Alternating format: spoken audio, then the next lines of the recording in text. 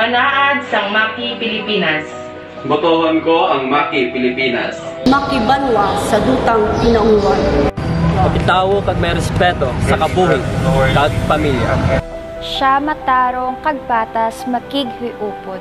Maukod magbulig sa pagpabutwa sang isa kag isa.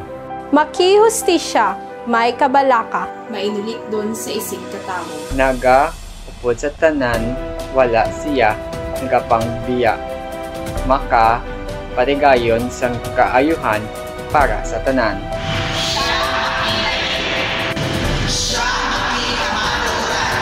Siya may matinaw nga pananawan para sa buwas damnam. Labaw sa tanan, siya makajos, gani, hindi siya sa kalakasan. Siya makikalino. Butuhon ko ang isa ka tawo nga makikahilwayan. Isa ka pinuno nga makidunang manggad. Isa ka Pilipino nga mapuslan.